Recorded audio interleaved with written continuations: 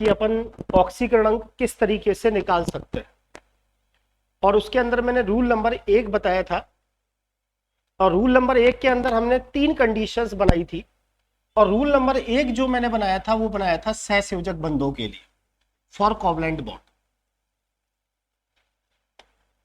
जो हमारी last class थी उसके अंदर हमने पढ़ा था कि ऑक्सीकरण अंक कैसे निकालें, कि कोई परमाणु जितने अन्य परमाणुओं से जुड़ा हुआ है उन अन्य परमाणुओं के कारण उसके ऊपर नेट चार्ज कितना आता है उसे ऑक्सीकरण अंक कहा जाता है।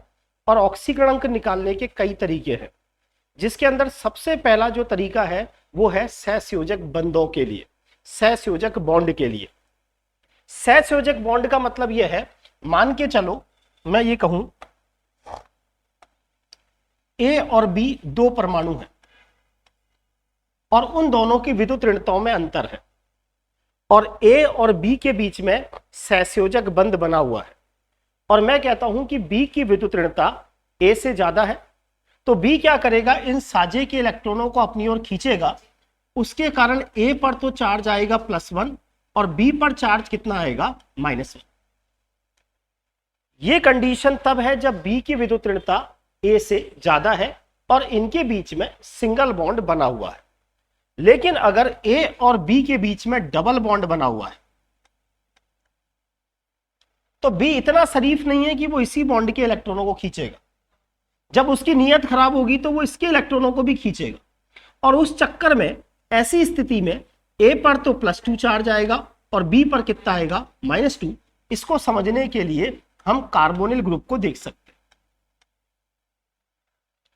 कार्बन और ऑक्सीजन के बीच में यहां डबल बॉन्ड है, ये कोवलेंट बॉन्ड है, सहसंयोजक बंध है। कार्बन से ज्यादा विद्युत ऋणता ऑक्सीजन की है, ऑक्सीजन की नियत में चेंज आता है, ऑक्सीजन कार्बन के इलेक्ट्रॉनों को अपनी ओर खींचता है, कार्बन पर +2 चार्ज आएगा और ऑक्सीजन पर कितना आएगा, -2 चार्ज। तीसरी कंडीशन मैंने बताई थी, ए ट्रिपल बॉन्ड बी है,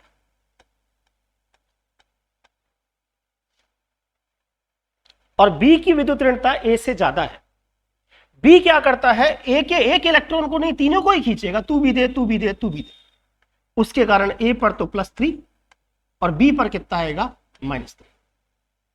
इसको समझने के लिए हम एग्जांपल ये साइनाइड ग्रुप ले सकते हैं। कार्बन से ज्यादा विद्युत ऋणता नाइट्रोजन की है, तो कार्बन पर तो +3 आएगा और नाइट्रोजन पर क्या आएगा, -3। आगे समझ में। अब एक एक करके इस रूल्स को समझने के लिए मैं कुछ एग्जांपल्स आपको और लिख के बताता हूं।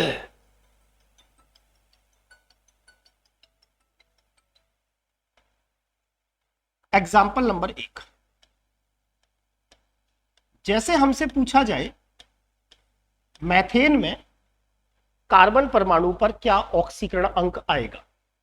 मैथेन में जो केंद्रीय कार्बन परमाणु है इस पर क्या ऑक्सीकरण अंक आएगा। अब आप सबको मैथेन की स्ट्रक्चर जनरली सबको पता होती है, ये स्ट्रक्चर CH4 की है।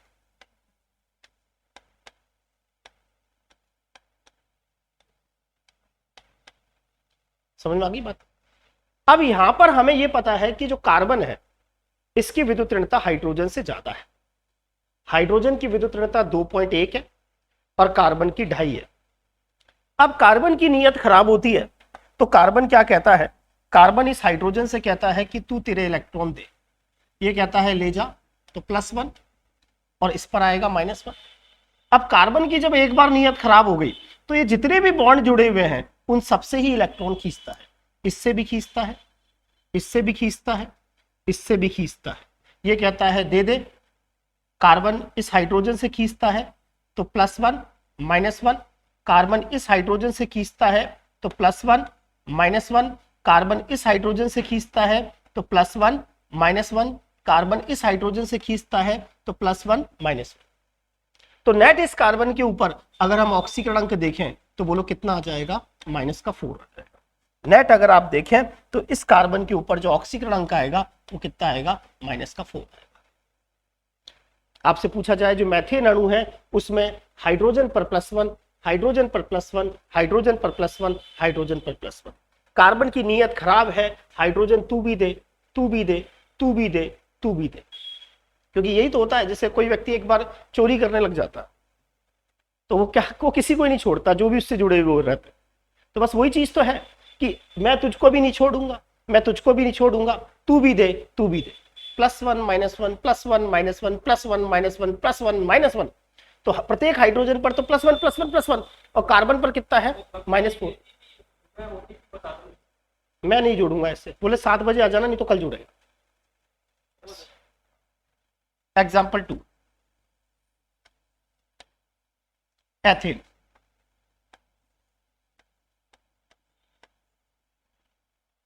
एथेन की अगर अपन बात करें तो एथेन को समझे स्ट्रक्चर।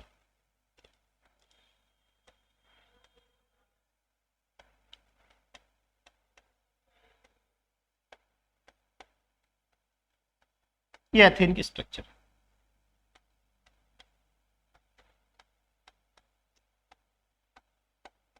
ये C2H6 आया समझ लो। अब एथेन में मुझसे पूछा जाए इस कार्बन पर ऑक्सीकरण और इस कार्बन पर ऑक्सीकरण, ठीक है। अब ये कार्बन, ये कहता है ये कार्बन कि इस कार्बन और इस कार्बन के बीच में सहसंयोजक बंध, लेकिन इन दोनों की विद्युत ऋणता तो बराबर है, क्योंकि कार्बन की भी ढाई और इस कार्बन की भी ढाई। तो कहेगा यार अपन तो दोनों चोर चोर हैं, तो कोई मतलब ही नहीं है। समझ में आ गई बात? चोर दूसरे के घर में थोड़ी चोरी करता है, उसी के घर में करता है शरीफ के। ये भी बदमाश है और ये भी बदमाश है, तो ये कहेंगे अपन दोनों तो एक जैसे टक्कर के हो गए, तो कोई लड़ने से मतलब ही नहीं है। तो कार्बन ना तो इस कार्बन से खींचेगा और ना कार्बन इस कार्बन से खींचेगा, इसके कारण इस समय कोई चार्ज नहीं आएगा। लेकिन कार्बन बोलो किससे खींचेगा, इस हाइड्रोजन से खींचेगा, तो बोलो इस पर कितना +1। कार्बन इस हाइड्रोजन से खींचेगा तो बोलो कितना +1। कार्बन इस हाइड्रोजन से खींचेगा तो बोलो हाइड्रोजन पर कितना +1, और नेट इस कार्बन पर बोलो चार्ज कितना आ गया -3। अरे आया नहीं आया? क्या कार्बन इस कार्बन से खींच सकता है क्या? नहीं खींचेगा। कार्बन इस हाइड्रोजन से खींचेगा +1 -1, इससे खींचेगा +1 -1, इससे खींचेगा +1 -1, तो नेट इस कार्बन पर चार्ज कितना हो गया -3।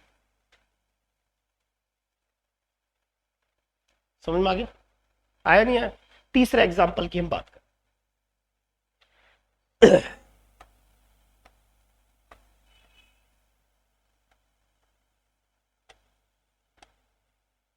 जैसे हम बात करें एथेनॉल,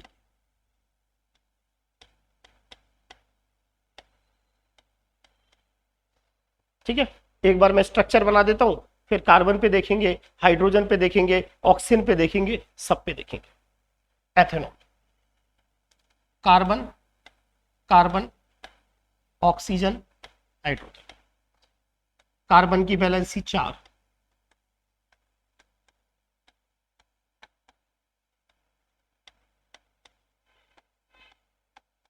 ये एथेनॉल है, CH3 CH2OH, ठीक है। अब खुद ही बताओ, सोचो, क्या ये कार्बन इस कार्बन से खींचेगा क्या? क्योंकि दोनों की विद्युत ऋणता एक जैसी है। कार्बन क्या इस हाइड्रोजन को छोड़ेगा? नहीं छोड़ेगा। खींचेगा +1 -1, खींचेगा हाँ +1 -1, खींचेगा हाँ +1 -1, तो बोलो इस नेट इस कार्बन पर कितना चार्ज हो गया -3। अरे आ रहा है समझ में? क्या कार्बन इस कार्बन को खींच सकता है? नहीं। हाँ, कार्बन किससे खींचेगा? हाइड्रोजन से, +1 -1। कार्बन इस हाइड्रोजन से खींचेगा हाँ +1 -1। अब बताओ, कार्बन ऑक्सीजन से खींचेगा या ऑक्सीजन कार्बन से खींचेगा? ऑक्सीजन कार्बन से खींचेगा, क्योंकि कार्बन की विद्युत ऋणता थी 2.5 और ऑक्सीजन की कल बताई थी 3.5। अरे याद आया? फ्लोरीन के बाद ऑक्सीजन ही ऐसा एलिमेंट होता है सेकंड नंबर पे जिसकी विद्युत ऋणता बहुत ज्यादा होती है। फॉन, FON, पहले फ्लोरीन, फिर ऑक्सीजन, फिर नाइट्रोजन। अब सवाल ही नहीं है कार्बन ऑक्सीजन से खींच ले। ऐसी स्थिति में क्या होगा? ऑक्सीजन ऐसी स्थिति में क्या करेगा?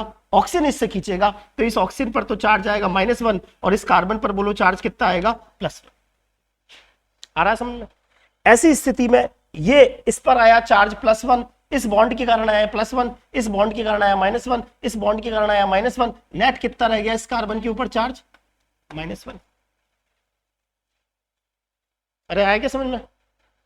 ये ऑक्सीजन किससे खींचेगा, इस कार्बन से भी खींचेगा, और ये ऑक्सीजन किससे खींचेगा, इस हाइड्रोजन से खींचेगा।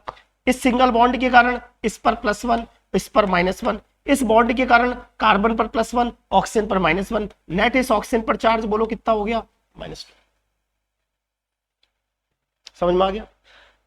देख लो एथेनॉल उदासीन भी हो गया। कैसे? जितना नेगेटिव चार्ज होगा उतना ही पॉजिटिव चार्ज होगा। देखो -3, -1, -2 कितना हुआ, -6। 1 2 3 4 5 6, जितना नेगेटिव चार्ज उतना ही पॉजिटिव चार्ज, इसीलिए एथेनॉल उदासीन। अरे नहीं आया समझ में शैलेश? अगला देखो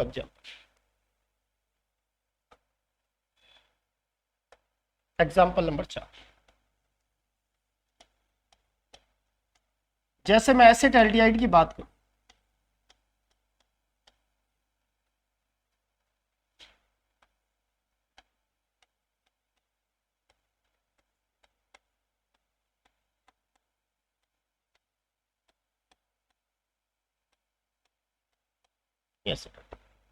CH3CHO, खुद ही सोचेंगे बोले क्या इस कार्बन पर इस बॉन्ड के कारण कोई चार्ज आएगा क्या? अरे आएगा क्या? कार्बन किससे खींचेगा, हाइड्रोजन से, +1। कार्बन किससे खींचेगा, हाइड्रोजन से, कितना आएगा, +1। कार्बन किससे खींचेगा, हाइड्रोजन से, कितना आएगा, +1, +1 -1, +1 -1, +1 -1, नेट कार्बन पर बोलो कितना हो गया, -3। आ रहा है समझ? क्या कार्बन इस कार्बन से खींच सकता? लेकिन कार्बन किससे खींचेगा, इससे खींचेगा, तो हाइड्रोजन पर तो बोलो चार्ज कितना, +1, कार्बन पर कितना, -1। आ रहा है समझ में? लेकिन कार्बन यहां भी तो बॉन्डेड है, कार्बन खींचेगा या ऑक्सीजन खींचेगा, ऑक्सीजन। सिंगल बॉन्ड है या डबल बॉन्ड, डबल बॉन्ड, तो इस ऑक्सीजन पर कितना, -2, इस कार्बन पर कितना, +2, तो नेट इस कार्बन पर कितना निकल कर आ गया, +1। आया समझ में? अगला एग्जाम्पल नंबर 5, फिर एक साथ आप उतार लेना, पहले समझ लेना। पहले ऐसा करो, 4 उतार, ये 4 उतार।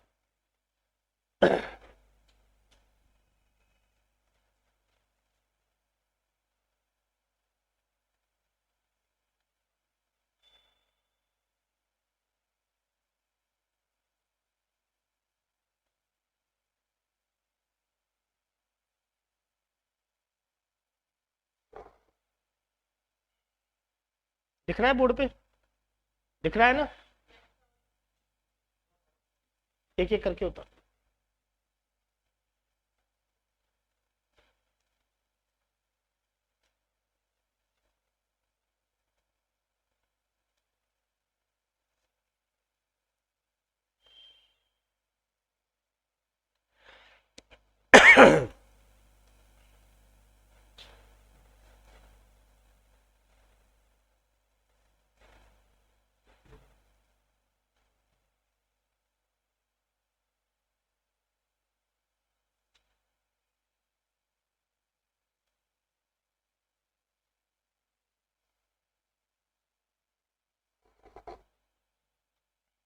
उतारते चलें साथ साथ।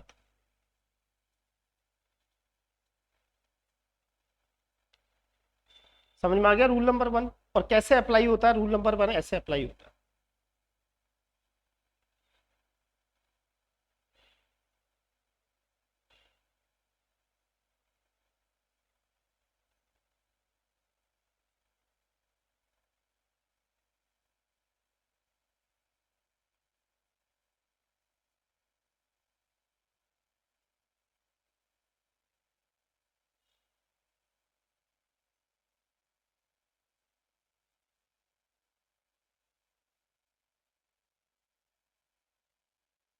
दूसरा उतार लिया था शैलेश, उतार लिया दूसरा?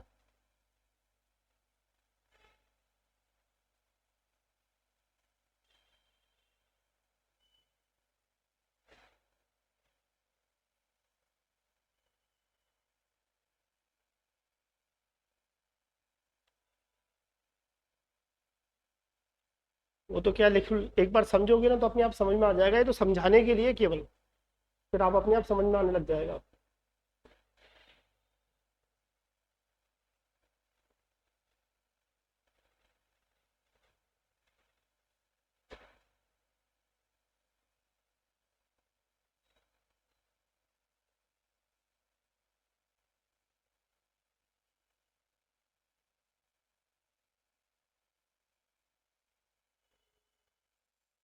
अभी एक दो एग्जाम्पल और करोगे अच्छे से समझ में।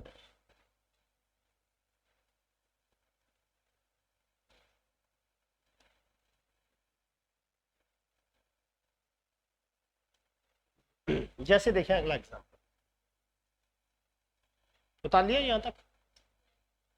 अब एग्जाम्पल नंबर 5 की बात करें तो कई बार ये पुरानी नीट में पूछा गया है। फॉर्मेल्डिहाइड में, फॉर्मेल्डिहाइड में जो हमारा तारांकित कार्बन है, फॉर्मेल्डिहाइड में जो हमारा ये तारांकित कार्बन है, इस पर ऑक्सीकरण अंक ज्ञात करें।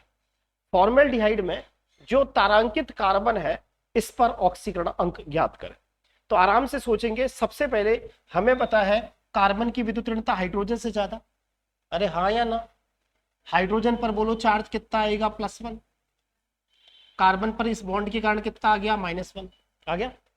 अब कार्बन किससे खींचेगा, हाइड्रोजन से खींचेगा, इस पर +1, इस कार्बन पर कितना आ गया, -1 आ गया समझ में।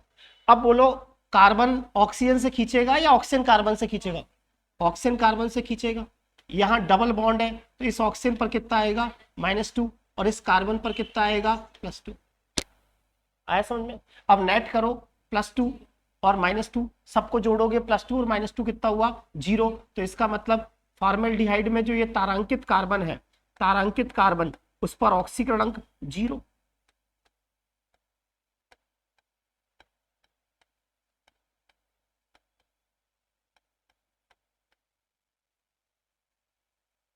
क्लियर, उतारो।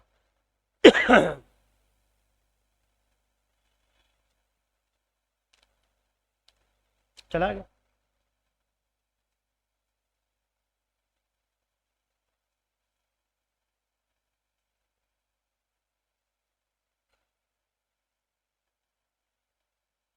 अगला एग्जांपल उतार लिया बेटा। अगला एग्जांपल देखें, जैसे एसिटिक एसिड, मैं खुद ही देता हूं आपको। करा लिया क्या एसिटिक एसिड? एसिटिक एसिड थोड़ी कराया था। एसिटिक एसिड में मैं आपसे पूछता हूं, ये वाला जो तारांकित कार्बन, इस पर मुझे ऑक्सीकरण अंक ज्ञात करना। एसिटिक एसिड में तारांकित कार्बन पर ऑक्सीकरण अंक ज्ञात करना है, और मैं आपको इसकी स्ट्रक्चर बना के दे देता हूं। बताओ, फिर खुद ही सोच के बताओ।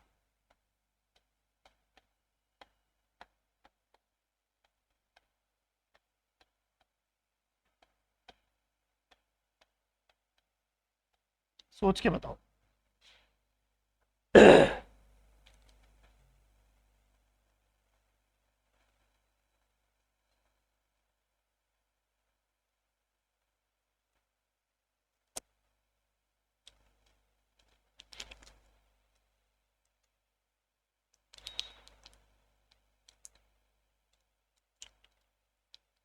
कितना है देखते हैं। 3 आ रहा है क्या?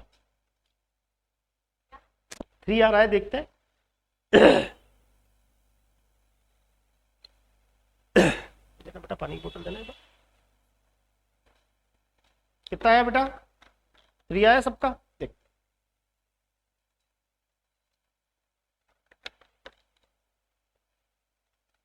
देखो, क्या ये कार्बन इस कार्बन से इलेक्ट्रॉन खींचेगा? नहीं, क्योंकि दोनों की विद्युत ऋणता कैसी है, बराबर। कार्बन से इलेक्ट्रॉन कौन खींचेगा, ऑक्सीजन। सोचेंगे यहां सिंगल बॉन्ड है, जो खींचने वाला होता है उस पर -1 और देने वाले पर +1। अब यहां डबल बॉन्ड है तो ये एक थोड़ी दो दो खींचेंगे। आ रहा समझ में भाई? ये भी खींचेगा और ये भी तो खींचेगा।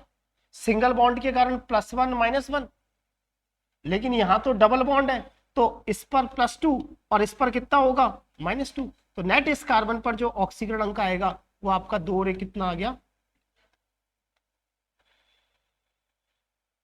आगे समझ। अगला एग्जाम्पल खुद ही करके बताएंगे मुझे। हाइड्रोजन साइनाइड में तारांकित कार्बन पर ऑक्सीकरण अंक बताएं।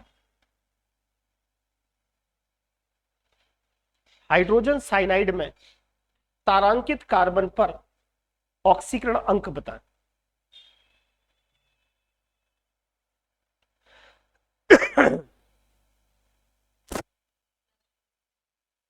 कितना देखते हैं, और लोग भी निकालें।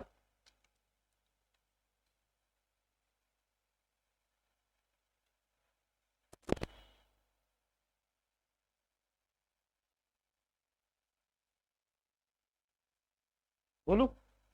देखो पहले ये सोचेंगे कार्बन और नाइट्रोजन, बोर्ड पे देखें, कार्बन की विद्युत ऋणता ज्यादा है या नाइट्रोजन की? नाइट्रोजन की।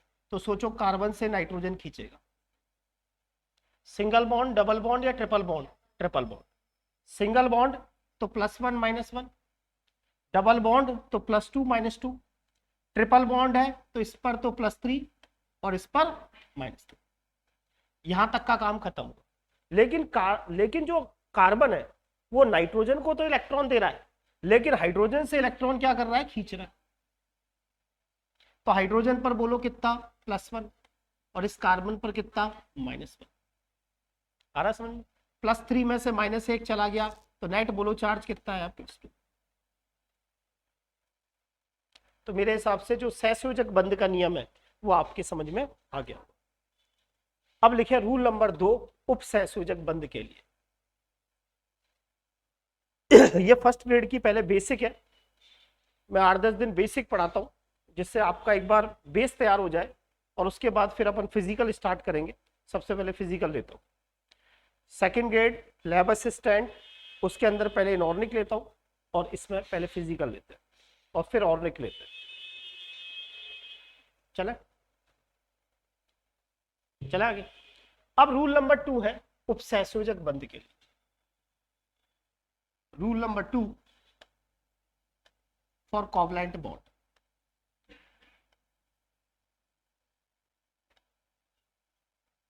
Sorry, for coordinate bond.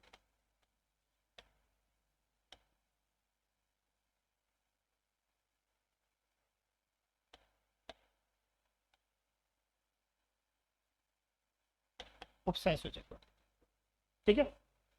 अब आपने देखा होगा 3 तरह के बॉन्ड हम पढ़ते हैं, आयनिक बंध, सहसंयोजक बंध और उपसहसंयोजक बंध, ठीक है।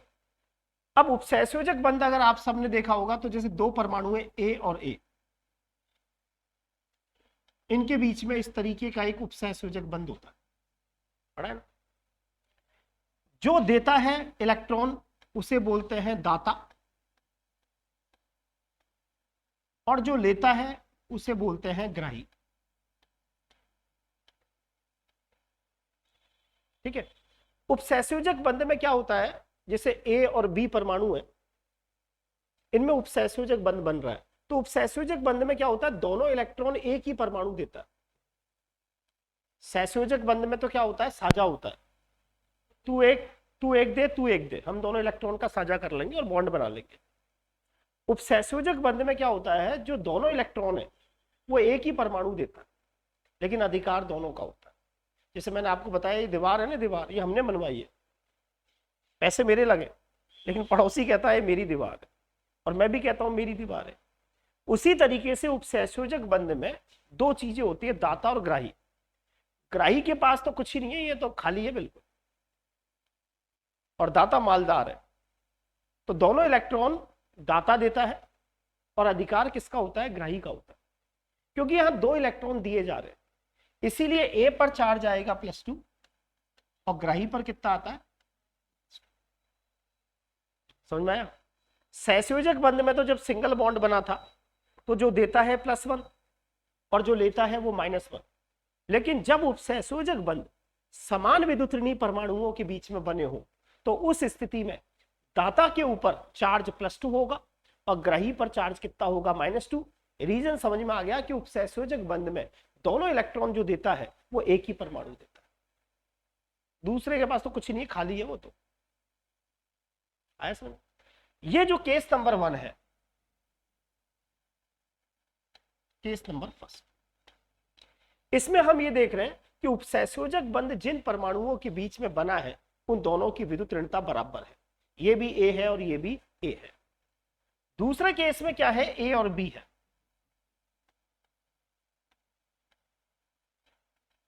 ए दाता है, बाबा ग्राही है,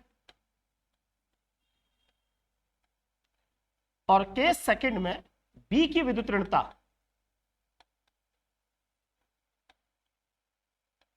ए से ज्यादा है।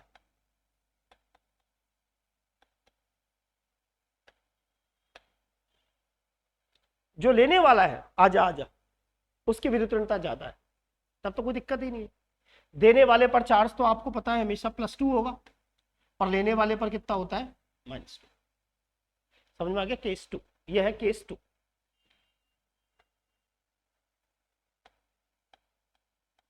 जैसे इसको समझना है, सल्फर और सल्फर के बीच में उपसहसंयोजक बंध बना, केस नंबर 1, दोनों की विद्युत ऋणता बराबर है ना, ये दाता है और ये क्या है ग्राही, तो जो दे रहा है उस पर तो चार्ज कितना होगा +2, और ग्राही पर बोलो कितना होगा, इस बॉन्ड के कारण जो चार्ज आएगा। अरे आ रहा है समझ में? केस 2 में, केस 2 को समझने के लिए सल्फर और ऑक्सीजन, सल्फर और ऑक्सीजन, सल्फर की विद्युत ऋणता कम है, ऑक्सीजन की ज्यादा है, ये दाता है ये ग्राही है, तो ग्राही की विद्युत ऋणता ज्यादा है, तो ये तो अपनी ओर इलेक्ट्रॉनों को खींचेगा, तो इस पर तो चार्ज आ जाएगा कितना -2, और इस पर कितना आएगा, कोई दिक्कत नहीं आती। केस नंबर 3 में थोड़ा उल्टा लोचा, ए और बी, दाता ग्राही,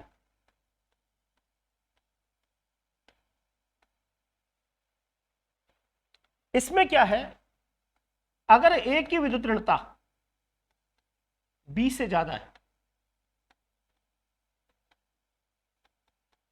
समझना, जो देने वाला है, जो देने वाला है उसने मजबूरी में बॉन्ड तो बना लिया बी से, लेकिन ये जो देने वाला है ना इसकी विद्युत ऋणता कैसी है, बहुत ज्यादा है, तो थोड़ी देर के लिए दे भी देगा फिर वापस खींच लेगा, तो बताओ कोई चार्ज आएगा क्या? तो जब दाता और ग्राही के बीच में उपसहसंयोजक बंध बना हुआ है, लेकिन दाता की विद्युत ऋणता ग्राही से ज्यादा है, और ऐसी स्थिति में अगर दो परमाणुओं के बीच में उपसहसंयोजक बंध भी बना हुआ है, तो इस बंध के कारण प्रत्येक परमाणु के ऊपर जो ऑक्सीकरण अंक आएगा वो कितना आएगा, 0 आएगा। और ऐसा एकमात्र केस होता है आइसोसाइनाइड में नाइट्रोजन और कार्बन के बीच में।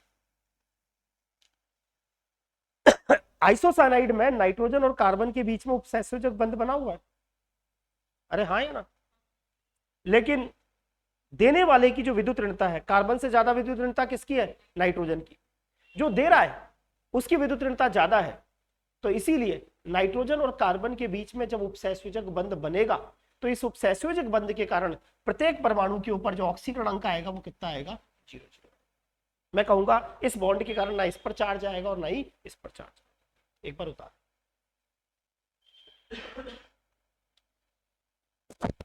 उतारो,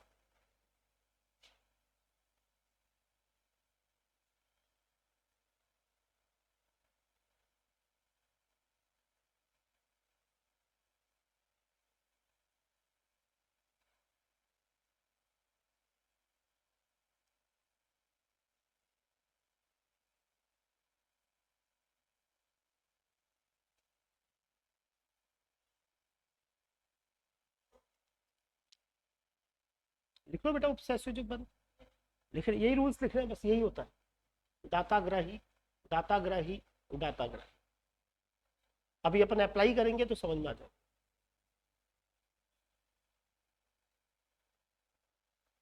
दुर्जन सिंह वेरी गुड बेटा, सही बता रहे हो, काफी कुछ है ना।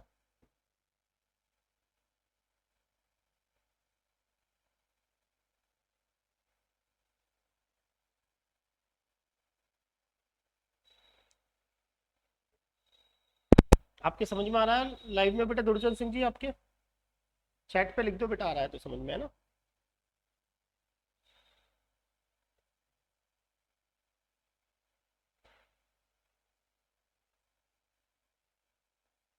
नाम मुझे ध्यान नहीं रहता, दर्जन सिंह जो भी है आपका। चौहान साहब समझ में आ रहा है? लिख दो बेटा, है ना।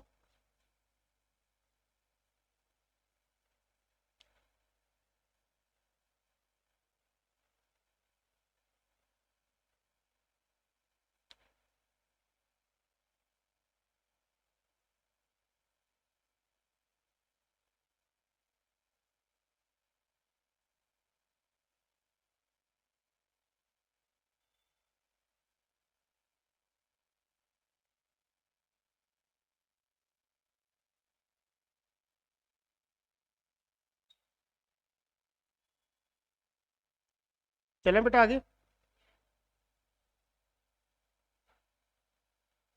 अब देखिए आगे इस पे एग्जांपल्स देखें कैसे समझ सकते हैं अपन इसको। पहले केस को अगर मुझे समझना है, या पहले अपन दूसरे केस को समझते हैं।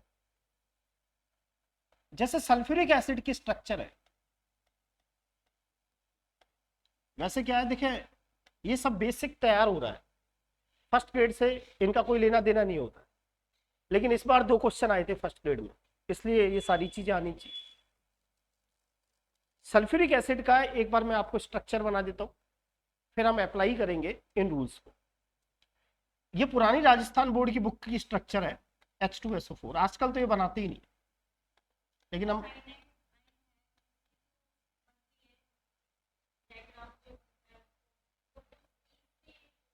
C ट्रिपल बॉन्ड है साइनाइड, अभी बता रहा हूँ आइसोसाइनाइड, रुको अभी देखो देखो आप समझ में।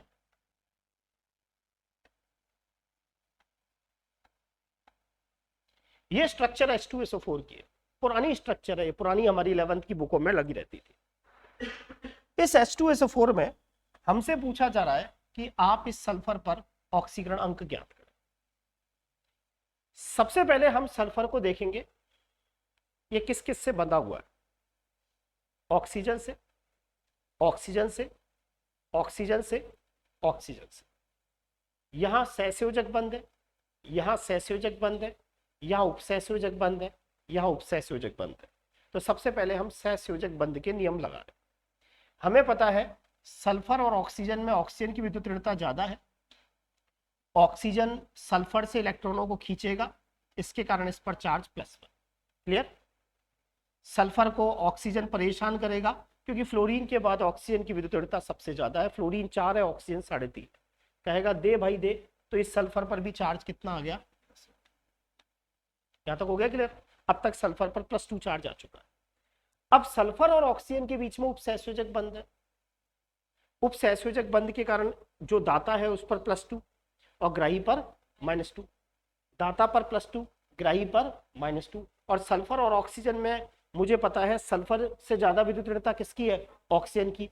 अभी अभी बताया था दाता और ग्राही में जब ग्राही की विद्युत ऋणता ज्यादा हो तो ग्राही वाले पर तो -2 और दाता वाले पर +2। तो इसके कारण बोलो इस उपसहसंयोजक बंध के कारण कितना, +2, और इस उपसहसंयोजक बंध के कारण भी कितना, +2। बताया ना, उपसहसंयोजक बंध के कारण दोनों इलेक्ट्रॉन एक ही परमाणु देता है, इसीलिए +2, दोनों एक ही देगा तो +2, +2 और +2 +4 और +1 और +1। तो बोलो नेट कितना हो गया, H2SO4 में केंद्रीय सल्फर पर ऑक्सीकरण कितना हो गया, +6। अरे आया समझ में? अब जरा इसको पूरा अच्छा सा घुमा लेते हैं। सल्फर और ऑक्सीजन के बीच में उपसहसंयोजक बंध, सल्फर ने दिया तो +2, ऑक्सीजन ने लिया तो बोलो इस ऑक्सीजन पर चार्ज कितना आया समझ में? सल्फर ने इस ऑक्सीजन को दिया तो इस पर +2, इस ऑक्सीजन पर बोलो कितना, अरे बोलो -2। ये ऑक्सीजन इस सल्फर को भी, सल्फर से भी खींच रहा है, तो इस हाइड्रोजन को थोड़ी छोड़ेगा, इसको भी खींचेगा, इसके कारण +1 -1, इसके कारण भी +1 और -1। तो बोलो नेट इस ऑक्सीजन पर कितना हुआ, -2, इस हाइड्रोजन पर कितना, +1। आ रहा है समझ में? ये ऑक्सीजन क्या करेगा, सल्फर तू भी दे, हाइड्रोजन तू भी दे, हाइड्रोजन तू +1 रख, मुझे -1 दे, तू इधर से भी लेगा तो इस ऑक्सीजन पर भी कितना, अरे नहीं आएगी समझ में? दूसरा एग्जाम्पल मेरे हिसाब से रूल नंबर 2 का पहला एग्जाम्पल समझ में आ गया होगा। दूसरा एग्जाम्पल जो हमसे सेकंड ग्रेड में पूछा गया था, सोडियम थायोसल्फेट, Na2S2 और O3। ये स्ट्रक्चर पूछी गई थी, सोडियम थायोसल्फेट। मैं स्ट्रक्चर बना देता हूं, सल्फर, ऑक्सीजन, NaO, Na, ये और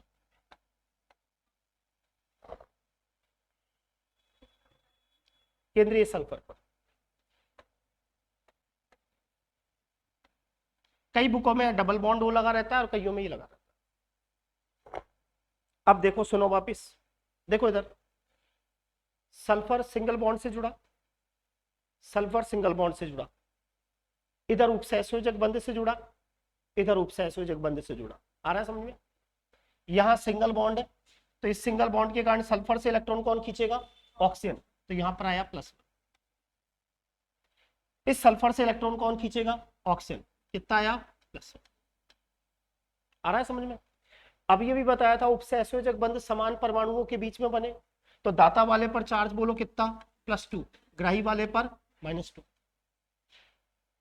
सल्फर और ऑक्सीजन के बीच में उपसहसंयोजक बंध, आ रहा है समझ में? सल्फर दाता, ऑक्सीजन ग्राही, तो इस सल्फर जब ऑक्सीजन को देगा तो अभी भी बताया था सल्फर पर बोलो कितना? +2। तो गिन लो कितना हुआ? 2, इसके कारण +2, इसके कारण +2, इसके कारण +1, इसके कारण +1, तो नेक्स्ट सल्फर पर बोलो कितना चार्ज आ गया? अरे नहीं आया क्या समझ में? और अगर इस वाले सल्फर पर पूछे तो -2।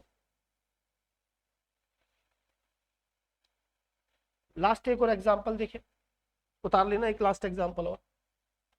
देखिए अभी थोड़ा धीरे ही चलेंगे क्योंकि नए नए बच्चे जुड़ते हैं, मुझे भी फिर रिवाइज करने में बहुत जोर आता है। हाइड्रोजन आइसोसाइनेट, सोच के बताओ। हाइड्रोजन आइसोसाइनाइड में दर्जन सिंह जी आप भी बताओ, चौहान साहब आप भी बताओ, केंद्रीय नाइट्रोजन पर ऑक्सीकरण, ऑनलाइन वाले भी बताएं।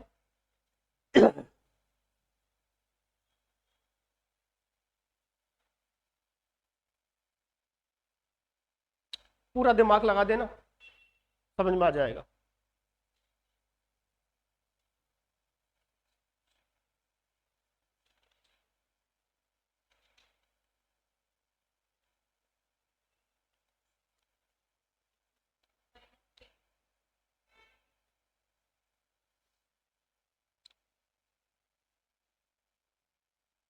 हो भी सकता है, सही भी कर रही हो।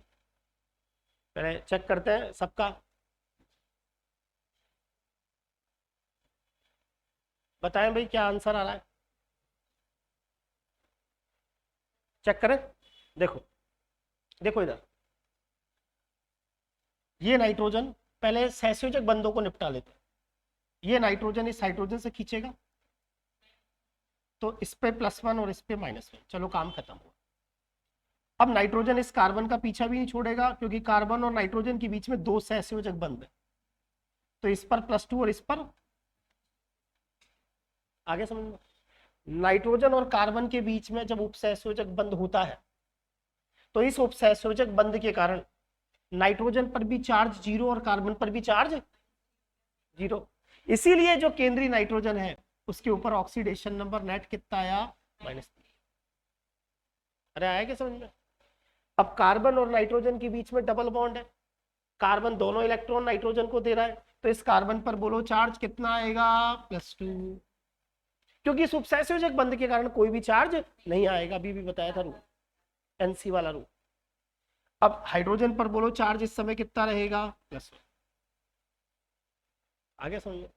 अरे आया क्या? उतार लो।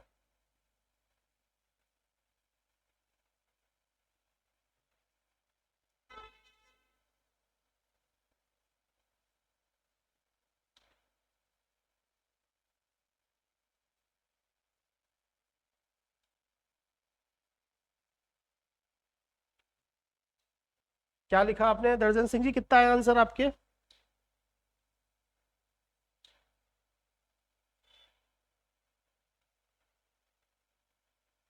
आगे समझ में सबके? तो उम्मीद करता हूँ आज का जो रूल नंबर 2 मैंने समझा है वो आपके समझ में आए होंगे। 1-2 दिन में रिडॉक्स अच्छा से समझ में आने लगेगा। यहाँ सारी चीज़ें मैं समझा दूंगा, तुल्यांकी भार कैसे निकालते हैं, ऑक्सीकारक क्या है, अपचायक क्या है। इस बार भी सेकंड ग्रेड में हवाइयाँ उड़ गई थी, एक इक्वेशन बैलेंस करने को आई थी कुछ भी नहीं, 11वीं क्लास का एग्जाम्पल था। वो बात अलग है कि बच्चा नहीं माने, वो अलग किताबें पढ़े। ठीक है, बस आ जाए बेटा, धीरे धीरे बढ़ाएंगे है ना। और कल से मैं ग्रुप में डाल दूंगा कि लाइव कितने बजे चालू करूंगा।